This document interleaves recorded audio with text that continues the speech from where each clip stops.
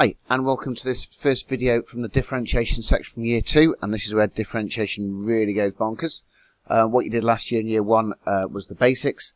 Now we're going to be extending it to include being able to differentiate all manner of like trig functions and exponentials and log functions, all the bits and pieces you're introduced to in year 1. We've got to apply differentiation to all of that. Essentially, one of the most useful tools we've got is that top statement there, which is now in bold, which is chain rule. So what we're going to do in this video is have a look at where chain rule comes from, and then all the stuff that's now greyed out, we'll have a look at how we deal with all that stuff in future videos. So essentially this video is just going to introduce you to the concept of chain rule and how it works. Now, basics of differentiation, there it is. They'll bring the power to the front, take one off the power. So x to the power n differentiated, the n comes to the front, there it is. Take one off the power. So that was as far as we went last time. Let's now have a look at how we're going to differentiate these four expressions. So I've picked the same basic linear bracket each time, 2x plus 1, and what I've got is just increasing powers of that particular linear function. And we've mentioned here binomial expansion. Obviously we're going to need binomial expansion for year 1 to be able to get that out of the brackets, for example, and then do the differentiating. So, here we go, 2x plus 1 to the power 1. Generally speaking, there's no real need for the brackets or the power 1, that's just 2x plus 1. So what we're going to do is differentiate 2x plus 1, and so the first term, differentiate 2x, we just get 2, differentiate the 1, that just disappears. So there we go, nice and simple to kick off with. Next one, 2x plus 1 squared, reasonably straightforward to expand out, there it is. And now let's do the differentiating, so bring the power to the front, so that's going to become 2 times 4, which is 8x. That one's going to become plus 4, and I can factorise that, and that becomes 4 bracket 2x plus 1. On we go. Now this is where we need the binomial expansion stuff, and when you use your binomial expansion you expand out those brackets, that's what we end up with. Again, do the differentiating, so here we go, bring the power to the front, we've got 24x squared, here we've got 24x to the power 1 plus 6, so that's that one, and in the last one, which was 2x plus 1 all squared, I did some factorising. I can do some factorising again here. Let's take out a factor of 6, which gives me that. And the more eagle-eyed amongst you will have noticed that that thing there looks familiar, because it was on the previous slide. That thing is actually 2x plus 1 all squared. And then the final one, 2x plus 1 to the power 4, expanded out. I won't go through the details of the differentiating. You should hope to be able to see where it all comes from. We end up with that. Again, we can do some factorising. We can take out an 8 to end up with that. And you'll notice that that thing there, there it is, you can see it up here. That's 2x plus 1 all cubed. Right, so what we've got therefore is those results. And essentially this one here, I've just written it as 2, and I've written here 2x plus 1 to the power 0. That seems slightly odd, but you'll see the reason for that in a second, and it might be you've already spotted it. This one is 4 bracket 2x plus 1 to the power 1. The next one's 6, 2x plus 1 squared. Next one, 8, 2x plus 1 cubed. So the reason I've put this here is because you've got 2x plus 1 to the 0, 2x plus 1 to the power 1, 2x plus 1 squared, 2x plus 1 cubed. So we should notice that what we've got now is 2 times 1, 2 times 2, 2 times 3, 2 times 4. That's those bits at the front there. So what we've got is the value at the front is the x coefficient. And what I mean by the x coefficient is, for example, if we look at this one here, the x coefficient is 2. So it's 2 times by the original power. So here I've got 2 times by 1. Here I've got 2 times by 2. 2 times by 3. 2 times by 4. The underlined blue bits, I've got those increasing powers of 2x plus 1 brackets, so that original function which we started off with, the 2x plus 1, remains unchanged within our differentiated result. And then, all we're noticing now is the powers that we had here, this is power 0, it came from a power 1 function. This is power 1, came from a power 2 function. Power 2 came from a power 3 function, and so on. So what we've got is, again, that idea of the power has reduced by 1. Put all of that together, and what we get from this is, so the 2's coming out of the bracket, the n, the power, is coming to the front, there it is, the original function, and then take one off the power. So that is a very, very similar structure to what we had before, which was our basic idea was bring the power to the front, take one off the power. So the same structure still exists, but you've got this extra bit going on, which is the 2, which is coming out of this 2x plus 1 thing as well.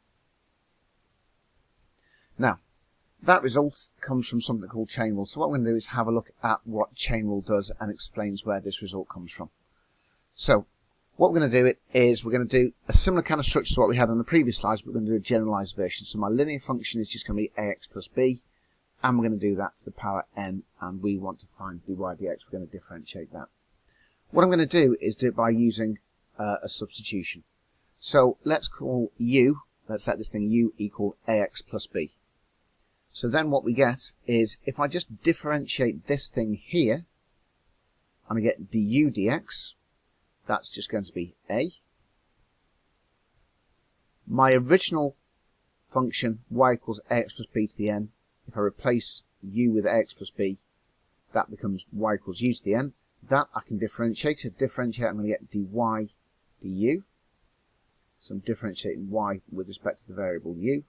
And that's the bring the power to the front, take 1 off the power. And now this is what chain rule does. Here we go. This is the punchline. Dy dx, our thing here, is dy du times by du dx. Now, what's going on there is that we're kind of changing how you view dy dx. Dy dx up till now, for you guys, will have just been a way of saying changing y over changing x coming from the gradient of a line. But what we're doing now, it's almost acting like a fraction. And you can see from here, dy dx, if we imagine these just as normal fractions, hopefully you can see you can do so. We've got du on the top and the bottom, and if we just cancel those things out, you can see you're left with dy dx. So this dy dx notation essentially is just working like any other fraction would work, and you can you've got separable bits, and you can cancel it out. So it's a real change in how that thing looks. What that essentially means, though, is that chain rule is dy dx equals dy du times by du dx. And so what we've got now, if we're going to apply it to our function up here, which was our original problem, for this one, dy dx is dy du, which is this thing here, times by du dx, which is that thing there. Those are the two things that we had. So we're going to get essentially dy dx by timesing these two expressions together. And so what we end up with is a n u to the n minus 1. And I know that looks a little bit horrible and doesn't look a lot kind of particularly mathsy or useful. But remember, we had here u equals ax plus b. So I'm going to resubstitute that back in. And so we've got dy dx equals a n ax plus b to the power n minus 1. And so what we've got there is, finish the a bit, that's the bit that's coming from inside the bracket. So from our previous examples, when we had 2x plus 1 inside the bracket, that was the 2. It's essentially the differential of that thing there. Then the bits with the ends, we've got the bring the power to the front, there it is. Take 1 off the power, that still exists. And then we've still got the original function here, the ax plus b, that remains unchanged. Okay, so let's have a look at some examples of how we're going to go about doing these. Now, the better you get with chain rule, the more you'll just get used to just doing these by inspection, but rather than doing a formal chain rule. But this first one, I'm going to do a formal chain rule on it with all the bits and pieces, so you can see how it works. But as we get later on, you'll be able to just work it out without the need to do the substitution. So let's let u equal 4x minus 5. So du dx, first thing I'm going to do is take this expression here and differentiate it. I always do these in the same way, so I always do that bit first. I'm now going to come up over here, and so my expression is now y equals u cubed, and I'm now going to differentiate that. So I'm differentiating y with respect to u, so that's dy du, 3u squared. Now I'm going to bring them together. Dy dx is du dx times by dy du, so 4 times by 3u squared, which is 12, and then resubstitute the u back in. There's our original 4x minus 5 all squared, and there it is. Now we've done that one by formal chain rule, and as I said at the start, you can always do a formal chain rule if you're ever unsure, just make sure you get all the bits and pieces in the right place, but the more you do them, the more comfortable you get.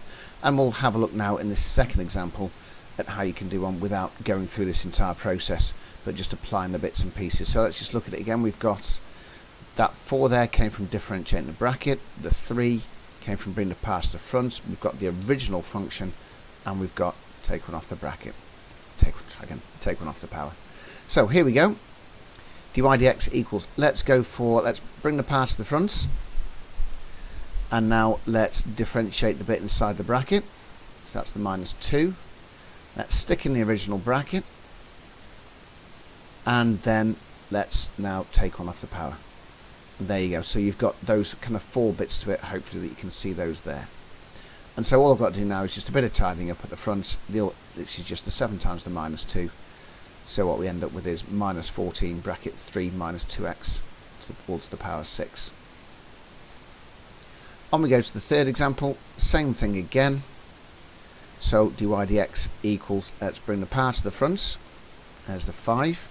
Now let's differentiate the bit inside the bracket. Now previously on these ones they were linear, so I just got a value.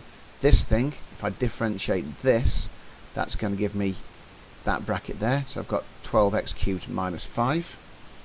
I've then got, as I had before, let's say on this one, the original function, which is this one here. And then my take one off the power, there it is, power 4. So again, there's our same structure. It looks a lot more complicated, but it's that same structure, that same process.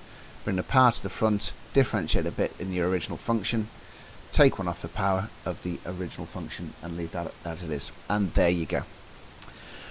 Right, here we go. So what you're going to get is some kind of coordinate geometry style questions. It's basically exactly the same kind of questions that you would get in year 1 that you might see on an AS paper, but just done with more complicated functions. So here we go. So we've got this thing here. It says find the equation of the normal to the curve at point P where the x coordinate is 1, and it says give your answer in that format.